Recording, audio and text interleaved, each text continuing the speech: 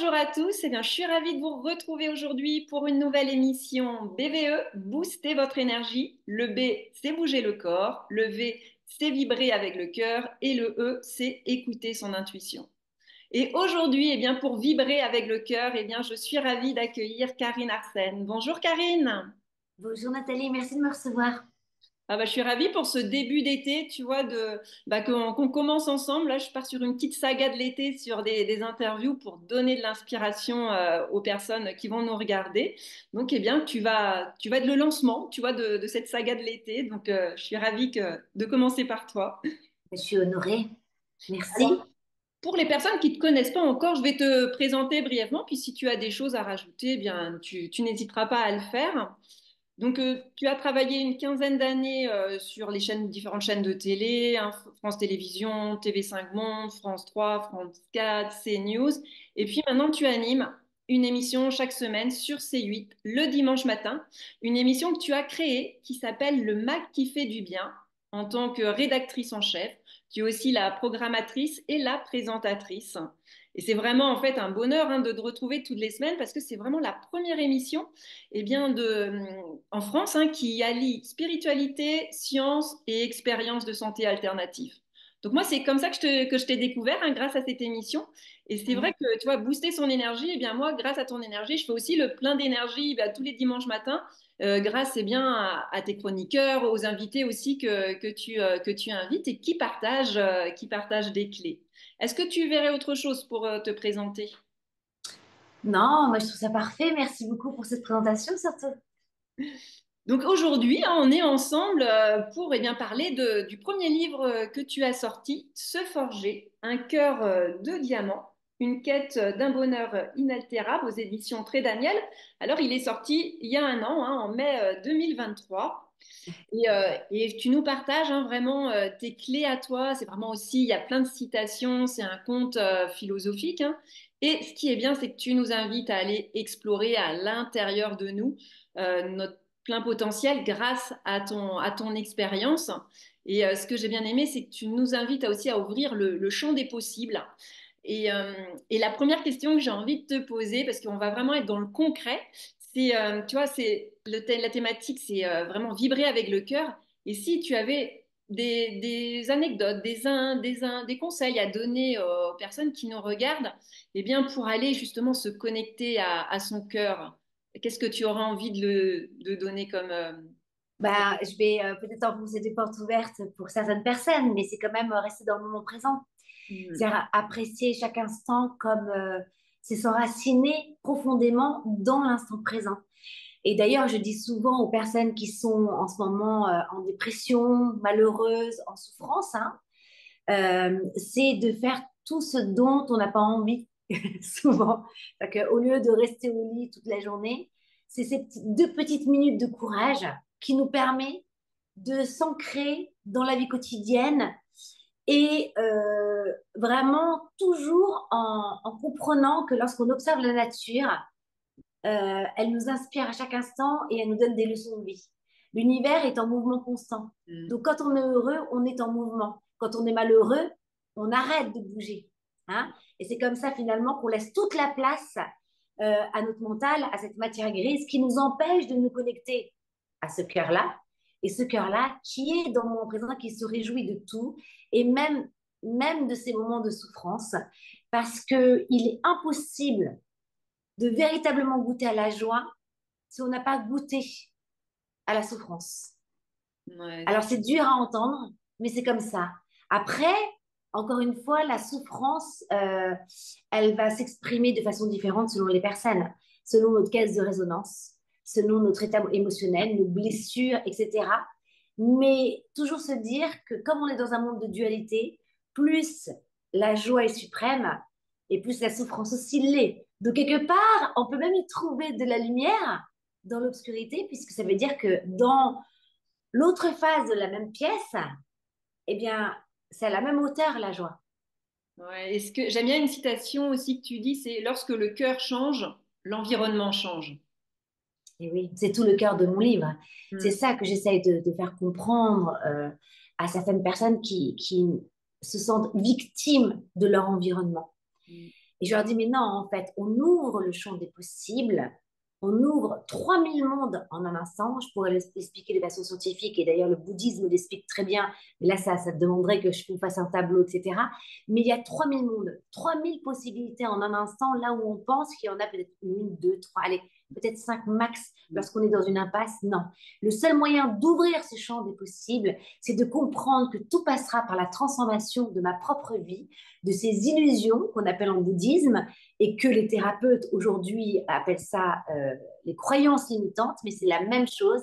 Et lorsqu'on réouvre notre vie et qu'on dépose un nouveau regard sur le même événement et qu'on change et qu'on retrouve la joie dans la souffrance, hein, c'est vraiment ça la transformation du karma, à ce moment-là, l'environnement répond à cette nouvelle conscience et le tableau change dans notre environnement. C'est pour ça que c'est plein d'espoir.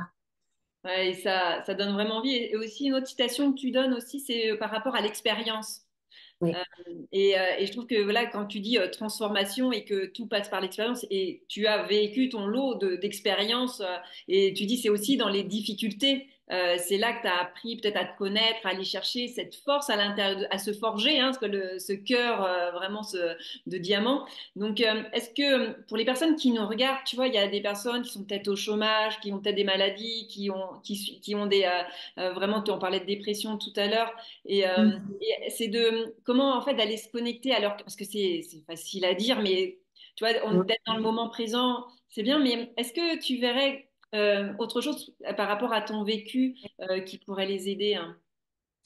Je pense que c'est important de développer des vertus, des qualités humaines Mm, pour... déjà, il faut partir du postulat qu'on est à 100% responsable de tout ce que l'on vit, qu'on mm. n'est pas victime. Ça, c'est hyper important. Ça c'est Quand important. on pense que c'est 50% l'environnement, ou c'est Mm, 50%, ou même voire 80% une personne, et c'est à cause d'elle que je souffre, mm, finalement, on se laisse que 20% pour transformer la situation. Elle va très bien vivre, cette personne-là, ou alors si on vit un événement, cet événement, il ne va pas changer si nous, encore une fois, on ne change pas. Et pour ça, il faut partir euh, vraiment de ce postulat que si on est à 100% responsable de ce qui se passe, c'est qu'on a aussi la possibilité de le transformer à 100%. Et ça, c'est assez extraordinaire. La deuxième chose, c'est bien, en fait, il faut comprendre le fonctionnement de la vie pour pouvoir se donner du courage et développer ces vertus, ces qualités humaines qui sont importantes pour transformer, comme je le dis souvent, le poison en remède, hein. Cette difficulté finalement comme une opportunité pour devenir heureux. Le fonctionnement de la vie, c'est quoi? C'est qu'on est né pour vivre des expériences de vie. Hein, et je dis bien, la vie, c'est pas bien ou mal, on n'a pas de punition ou de récompense. L'univers, c'est une énergie, voilà. Selon, en fait, notre état intérieur, on répond à une énergie de l'univers. Soit certains appellent ça le bas astral ou le haut astral, je sais pas, mais en tout cas, moi, j'aime bien rejoindre plutôt cette vibration d'amour, de sagesse, de connaissance qu'on a tous en soi et qui fait partie aussi de notre environnement. Et donc, lorsqu'on comprend qu'on est là pas pour être jugé, ni pour être récompensé ou être puni, mais vraiment pour vivre des expériences de vie, parce qu'on est là pour enrichir notre âme, hein, notre corps, notre cœur, notre esprit, notre âme. À ce moment-là, déjà, on change de dimension. On accepte, on accueille beaucoup mieux les difficultés dans ces cas-là. Parce que si on, ne, on se sent victime d'un événement ou encore une fois d'une personne, euh, on n'avance pas et on retombe tout le temps dans le même schéma et dans ce cycle sans cesse. Jusqu'à un moment donné, on se dit, ah non, mais là, ça va plus, il faut que je demande un conseil. Là, ça va plus. Peut-être que là, dans cette impasse-là, je vais aller chercher la foi. Hein. Et la foi, ça peut être aussi très laïque, hein, puisque ça veut dire fides. Donc, c'est cette grande confiance en la vie. Et ensuite, je pense pour balayer les obstacles, alors de façon très concrète, pour partir mm, comme je disais tout à l'heure, dans l'action, par exemple, je ne trouve pas de travail. J'en parle dans mon livre, parce que chaque mm. chapitre aborde un thème très concernant pour chacun, parce qu'on les vit tous, hein. J'ai rien inventé. Euh, alors, c'est vrai que je raconte mes expériences de vie, parce que je pense qu'il n'y a rien qui est plus encourageant que les expériences. C'est plus fort que les théories, finalement. Mais c'est des expériences que tout le monde vit au quotidien, je pense. Alors moi, je le vis à travers ma sagesse euh, orientale, à cette éducation bouddhique que j'ai eue, et avec tous ces sages qui ont fait partie de ma vie, qui font encore partie de ma vie, qui m'encouragent encore Mm. chaque jour. Et, et, euh, et, et ce qui est important, c'est voilà, faire. Voilà, je suis au chômage, même si on a, ou alors j'ai un travail que j'ai en ce moment, mais il me plaît pas, je suis malheureuse parce que moi, en fait, j'aimerais être demain sur scène. Je dis n'importe quoi, hein. Ouais. Il y a plein d'exemples finalement. Mm. C'est déjà mettre tout son cœur à l'ouvrage, même pour un travail qu'on n'aime pas, Mm. ça ouvre une brèche dans Mm. l'univers. Cette intention du cœur déjà enclenche quelque chose dans la matière. Donc, je raconte des expériences où justement j'ai vraiment eu un changement très concret dans la matière parce que je n'étais pas dans la plainte, je nourrissais pas la plainte ou la victimisation, mais au contraire, j'y allais en tant qu'actrice de ce monde et je raconte cette petite parabole, ce petit conte des casseurs de pierre, Mm. puisque chaque chapitre commence par un petit conte C'est ça qui est qui, bien. Mm.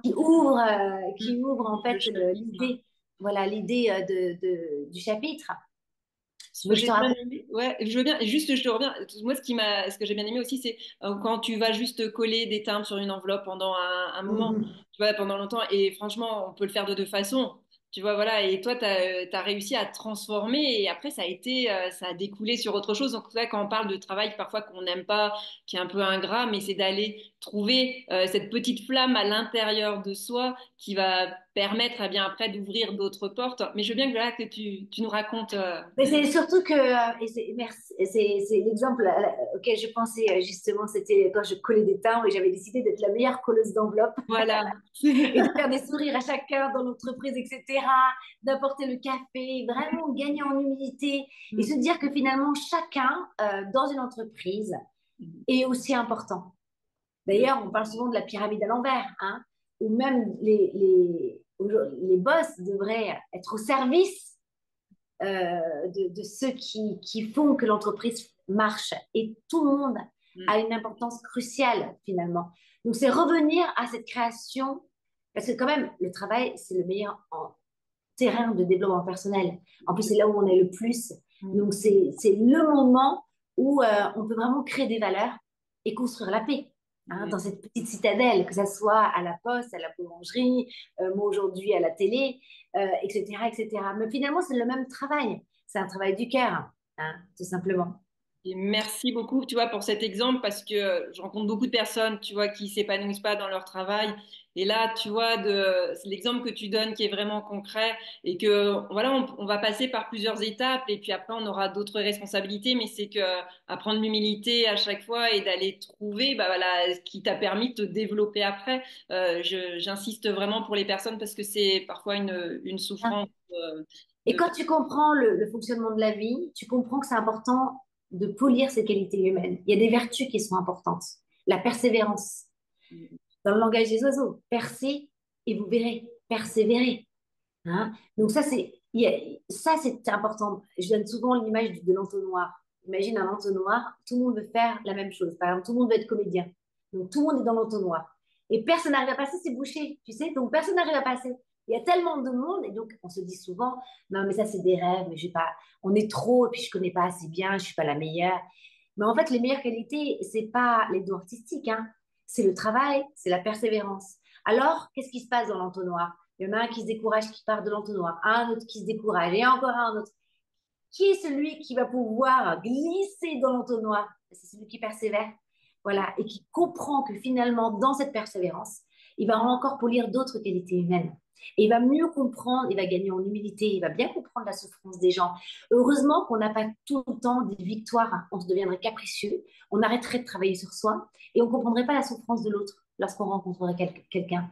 Donc c'est pour ça que c'est des étapes et des dimensions et qu'on n'est jamais absent de difficultés. Je cite souvent cette phrase, mais je l'adore, d'un philosophe qui disait, quand on comprend que la vie est difficile, elle devient facile. Voilà, on ne nous a pas appris petit à accueillir les difficultés.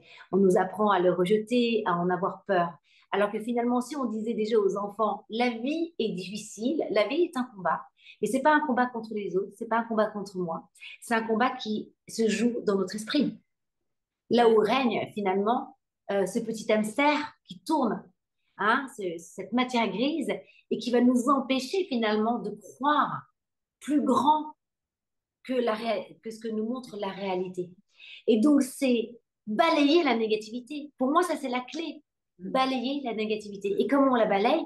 En restant dans le moment présent, en ayant ces 2 minutes de courage de se lever le matin et d'aller arroser des plantes, de marcher pieds nus sur la terre, d'appeler un ami qui va encore plus mal que nous, de respirer, comme on a fait juste avant juste l'interview, respirer ne serait-ce que 3 fois, décider de réorienter notre esprit dans ce grand dojo qu'est l'esprit, hein, parce que j'appelle ça un art martial de l'esprit, décider que je ne me ferai pas avoir et hop, je refocus.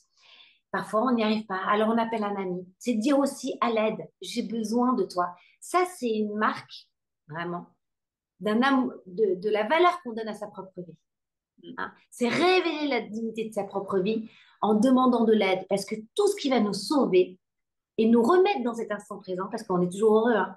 Comme disait Lao Tzu, quand on est trop dans le futur, on est dépressif. Quand on est trop dans le passé, non, futur, Oui. on est anxieux. Quand on est trop dans le passé, on est dépressif. Mais quand on est dans le moment présent, tout va bien, en fait. Mm. Hein. Et c'est revenir à cet état-là dont je Ouais, parle dans mon livre. ouais, merci pour ces conseils précieux, hein, qui vraiment, en plus, à la fin, tu as vraiment un chapitre où tu nous donnes vraiment tous ces pratiques. Et puis, il y a aussi de nombreux témoignages aussi qui viennent à appuyer de personnes Oui. que tu as pu aussi rencontrer. Donc, ça, En fait, ça, c'est que mes amis. C'est des personnes que j'ai rencontrées, bien sûr, grâce au travail et grâce au MAC qui fait du bien. Mais vraiment, je voulais avoir des... Pour moi, les personnes qui sont dans mon livre à la fin et qui corroborent, qui donnent un témoignage par rapport à un des chapitres, hein, avec une de leurs expériences, ce sont vraiment des amis que j'ai trouvé très alignés entre ce qu'ils disaient et leur comportement humain dans la vie. Et ça, c'est important parce que c'est très rare, ouais, mais finalement, dans le monde de la spiritualité. et on sent vraiment hein, l'énergie que tu as mis aussi à écrire ce livre, à aller te dévoiler. Et on voit que chaque mot voilà, est pesé. Je crois que tu as mis 2 ans, 2 ans pour l'écrire. Et, Oui, parce que des fois, je me réveillais en pleine nuit et j'allais revoir un peu et je me disais, non, je me posais toujours, comme je voulais faire un livre d'encouragement, je voulais qu'il vibre, que les personnes qui le lisent soient encouragées.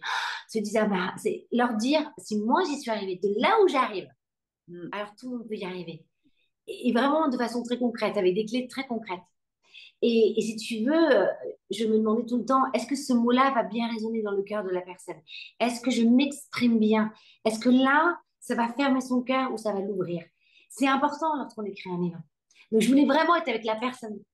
ouais, c'est ça. Après, Exactement, j'allais te le dire. En fait, on a l'impression que tu es à côté et je te sens dans le livre. Et puis j'aime bien quand tu dis que tu as écrit aussi avec de la musique, donc de mettre une petite ambiance sonore.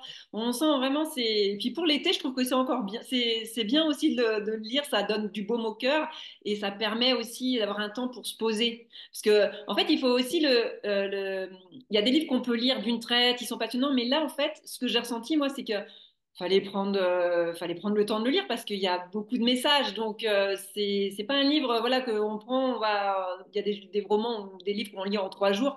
Là, non, on prend le temps et à chaque fois, il y a vraiment des messages. bah alors, ça dépend parce que tu vois, moi, ce qui revient le plus à chaque fois, c'est je l'ai lu une fois très vite et il y en a plein d'autres qui l'ont lu 1, 2 fois ou 3 fois. Voilà, c'est Et ça. c'est impressionnant le nombre de personnes qui viennent me voir en dédicace avec leurs livres où je vois des post-it surlignés, surlignés.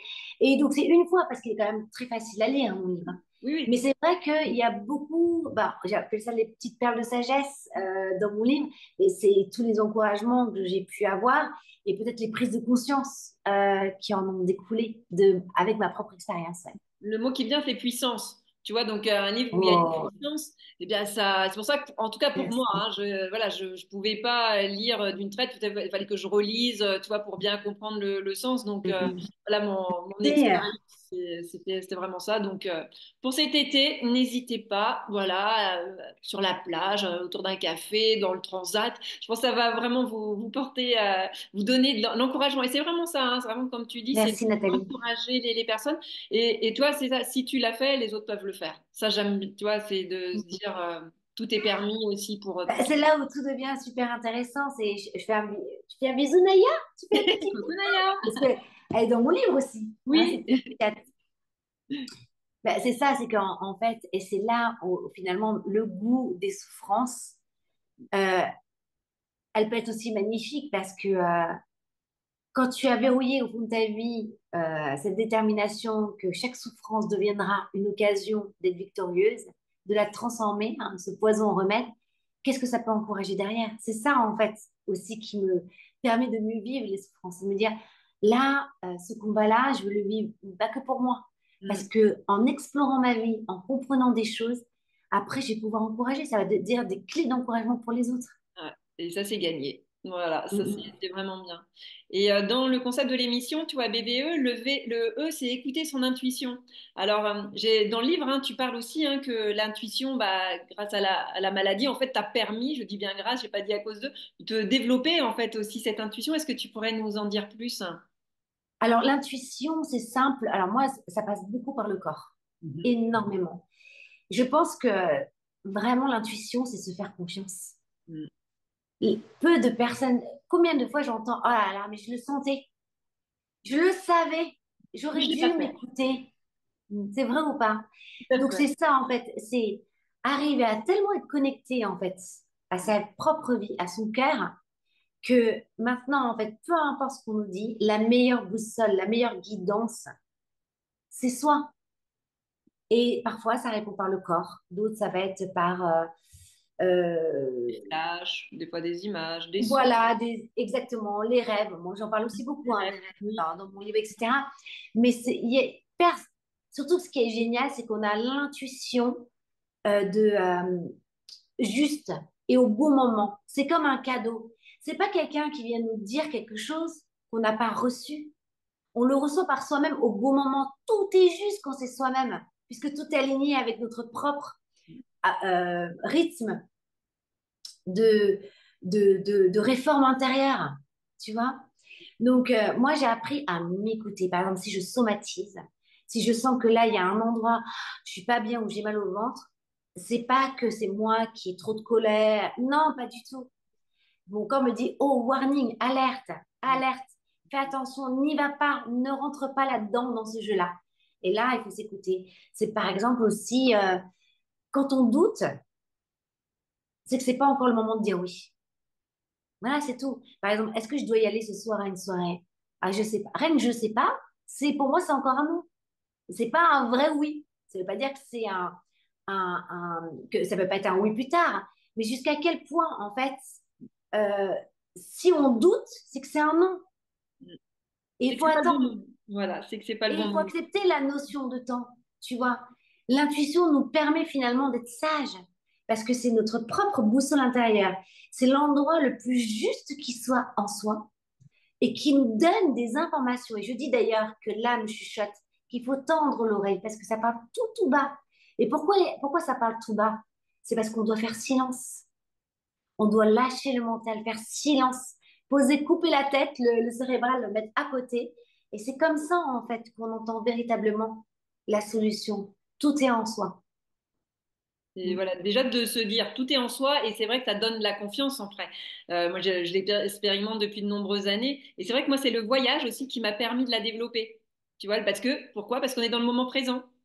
Tu vois, C'est ça. tu dois faire des. Donc à chacun, vous voyez, c'est aussi de vous donner ces tips, c'est de faire vos expériences. Parce que tout est expérience, hein, comme tu le dis aussi dans ton livre, et que ce soit pour l'intuition, que ce soit pour prendre des décisions, que ce soit pour apprendre à se connaître.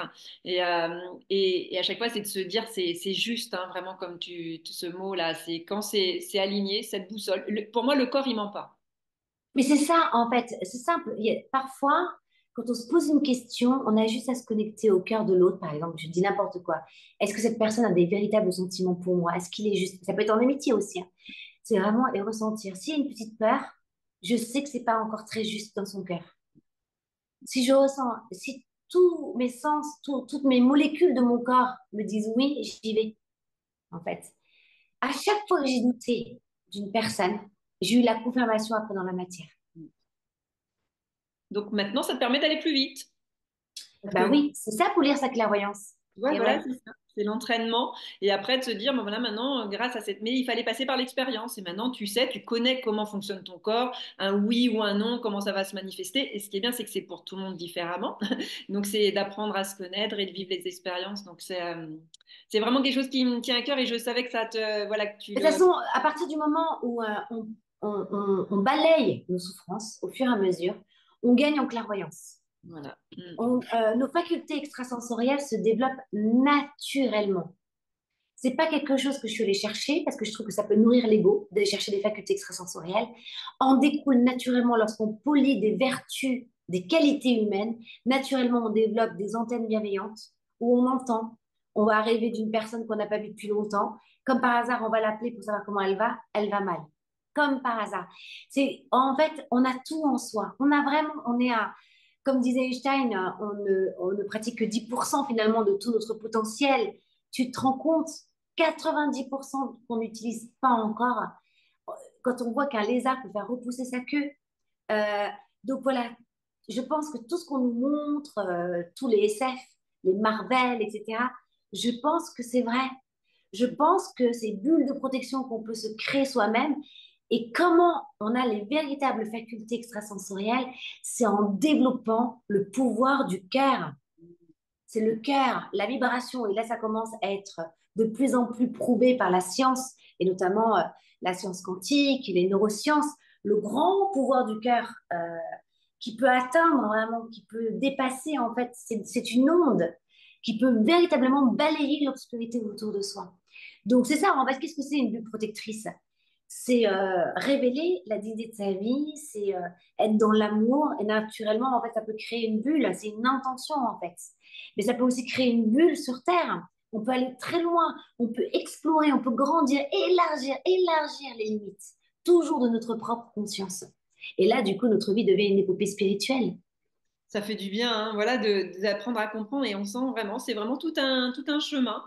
Et le B de bouger le corps, tu vois, c'est de bouger le corps. Qu'est-ce que tu fais toi pour, bah justement, si je te dis bouger le corps, se connecter au corps, est-ce que tu as des pratiques que tu voudrais nous faire Ah ben partager? alors ça, déjà, c'est hyper important de savoir que lorsqu'on est mal, c'est le moment où on n'a pas envie de bouger le corps et c'est là où il faut le bouger, en fait. Moi, par exemple, le matin, tu vois, je sais que tout le monde, maintenant, tous mes potes se lèvent et regardent leur téléphone portable. Moi, dès que je suis réveillée, je me fais une petite guidance Spotify. Alors, je t'explique ce que je fais. Ah, Je vais d'accord. sur Spotify, je me connecte à mon cœur et je dis, voilà, tu me donnes la tendance, la chanson d'aujourd'hui. Et là, je ferme les yeux, je balaye Spotify, tu vois, au hasard, je m'arrête sur une chanson et j'ai toujours une information qui va me permettre de tendre et d'aller jusqu'au bout du processus de la chanson, de ce que j'ai vécu, etc. Ça me donne une petite tendance. Je mets la musique à fond, je me lève, je vais tout de suite me mettre devant la fenêtre, tu vois, sur la terrasse, pour aller voir le soleil, pour lui dire bonjour, parce que c'est quand même grâce au soleil qu'on est vivant aujourd'hui, donc je l'honore. Et là, je danse. Là, je bouge, je commence par de la musique, je bouge mon corps. Après, chacun va trouver un peu sa façon de bouger son corps. Moi, j'adore les inversions, j'en parle d'ailleurs dans mon livre, dans les rituels, d'être la tête à l'envers. C'est très, très bon justement aussi pour le moral. C'est bouger son corps un peu n'importe comment, on s'en fiche, personne ne nous regarde devant la glace. Il faut être, en fait, c'est tout ce qui va réveiller l'âme d'enfant. C'est Mm. ça, en fait. Et le sport, ça nous permet d'être dans le corps. Vraiment de ressentir, parce que c'est pas aussi par le corps qu'on peut devenir heureux, hein. La preuve en est, hein, c'est que si on mange mal, bah, ça peut nous amener le cafard, hein. On peut être mal le soir, on peut être plus déprimé selon ce que l'on mange. Alors moi, je suis végétarienne, c'est vrai que aussi j'en parle un peu, même si je tombe pas dans le jugement, hein, chacun fait ce qu'il veut, mais c'est vrai que de manger pour moi une toxine de peur et de souffrance, ça me paraît incohérent avec ce que je suis. D'ailleurs, je pense que je serais malade aujourd'hui parce que je ressentirais. Mm. C'est plus cohérent. Alors je dis pas, à l'époque, on n'est pas sur Avatar, et je le dis dans mon livre, hein, sur Avatar, lorsqu'il chasse l'animal, c'est vraiment dans ce respect, le respect aussi, si tu veux, de la dignité de la vie. Là, aujourd'hui, c'est les abattages, même le lait, quand tu vois que le veau est enlevé à sa maman dès petit et qu'elle hurle à la mort, elle ne mange pas pendant 3 jours. Elle est dans une cage, elle n'a jamais vu le jour. Comment je peux cautionner ça et après manger quelque chose qui va faire que finalement, si on est dans le corps, il faut être cohérent dans tout. Mm. Et mais de la cohérence jusqu'au bout, consciente. C'est-à-dire dire, ah non, mais je ne peux pas regarder moi une vidéo, ça me fait trop de peine. Mais après, aller manger, tu vois, des choses qui sont ces images qui font trop de peine, tu vois jusqu'à quel point on est cohérent surtout. C'est difficile, mais quand même, c'est important de s'y intéresser. Y tendre, en fait, de faire, voilà, de faire le maximum, voilà, ces petits pas pour y La arriver. cohérence La cohérence, voilà, et l'intention, ouais, d'être cohérent avec soi-même et avec les autres. Ah, c'est au beau. maximum. Ouais. Et si tu avais un dernier message à faire passer, tu vois, aux personnes qui nous regardent, qu'est-ce que tu aurais envie de leur dire pour cet été? Tu vois, genre, je te mets sur l'énergie de l'été. Qu'est-ce que tu aurais envie de leur dire, de leur transmettre? N'écoutez personne. N'écoutez pas les médias. N'écoutez pas tout ce qui vous parle d'une un potentiel, une potentielle guerre, troisième guerre mondiale. N'écoutez pas tout ça. Moi, c'est pas ma réalité. Ma réalité, je me la crée. Chacun crée sa propre réalité. Si la conscience crée la matière, alors qu'est-ce que je crée tous les jours? Quand on sait que le cerveau aujourd'hui ne fait pas la différence entre l'imagination et ce qu'il y a de réel, alors j'ai envie d'imaginer le plus beau monde, parce que déjà ça me fait du bien. Et en plus, cette conscience va faire que ça va se matérialiser à un moment donné de ma vie. Donc aujourd'hui, quand on vient me voir et qu'on est en train de parler, là, c'est de la pollution sonore, et je leur dis, écoutez, ça c'est votre réalité, c'est pas la mienne. Rentrez dans votre égrégore. Mon égrégore, il est tout doré, il est tout beau. La paix arrive. Voilà en fait ce qui se cache dans mon cœur. Et je veux nourrir cette âme d'enfant. Je veux me rapprocher du petit prince. Je veux me rapprocher des enfants, des maternelles, de l'éducation, de toutes ces personnes qui sont vivantes. Je veux me rapprocher de tout ce qui va me faire du bien. Mm. Voilà. Je Merci. choisis qui je rencontre, avec qui je parle, avec qui je mange le soir, qu'est-ce que je regarde à la télé. Je vais pas aller regarder un film d'horreur, non. J'ai pas envie de baisser mes vibrations énergétiques. Tout est important. On est à un moment charnière. Mm. Qui va gagner? La lumière, c'est sûr. Voilà. Oh, merci pour ce beau partage. Et je te remets, voilà, pour cet été, voilà, ce Merci. cœur de diamant. Merci. On pourrait parler pendant des heures, hein. Ben Mais ouais, mais c'est ça, mais moi je dis, hein, je crois, et d'ailleurs c'est peut-être ce que j'aurais dû dire, parce que c'est ce que je dis souvent, on me dit qu'est-ce qui vous rend le plus heureux? La plus heureuse, c'est les relations humaines, c'est ces échanges comme on a là, les relations humaines. On a oublié avec le téléphone, etc. On a oublié tout ça. Mais qu'est-ce que c'est bon d'échanger? Quand je suis dans un taxi, jamais je m'enlève l'occasion de créer un lien avec un être humain. Je mets jamais mes écouteurs. Et si vous saviez comme c'est enrichissant, ne vous enlevez jamais l'occasion de parler. Ne soyez pas avare de votre voix. ah, c'est beau. Eh ben, merci beaucoup, Merci Nathalie. Karine. Je te souhaite un bel été. Profite Moi bien. aussi. Un Voilà, très bel été à tous et faites attention à vous. Nathalie, merci de m'avoir reçue. c'est avec grand plaisir. Une Ouais. grande. Eh bien, je vous dis à très bientôt pour une nouvelle émission BVE de l'été. Toutes les semaines, vous aurez une interview pendant cet été. Donc, à très bientôt. Et Karine, on te retrouve en septembre. Ah bah oui, plus que jamais, puisque l'émission, elle cartonne. C'est extra... On a terminé, mais avec une victoire, de se dire que les gens sont de plus en plus voilà, happés par des émissions comme ça qui parlent de spiritualité. Je vais loin parfois, on parle des anges aussi Bah hein, oui, dans c'est ça qui est l'émission. vraiment bien. Et je me dis que voilà, on est regardé par les 15-49, tu vois, et ça cartonne, donc c'est magnifique. Donc vivement septembre, Le tu dimanche vois. matin, en septembre, voilà pour la rentrée. Voilà. Donc, merci. Et Encore sinon, merci. on nous retrouve aussi sur les réseaux sociaux, Oui, voilà. voilà, hein, c'est ça, hein. Je mettrai sous l'interview où on peut te retrouver. T'es très actif sur Instagram aussi, et donc c'est bien de nous faire partager ton quotidien. Voilà, il y a des petits podcasts que je peux mettre, etc. D'ailleurs, peut-être qu'on mettra un extrait de cette Et, interview. et Hein? ben, avec grand plaisir. Merci beaucoup et à très bientôt. Merci, merci.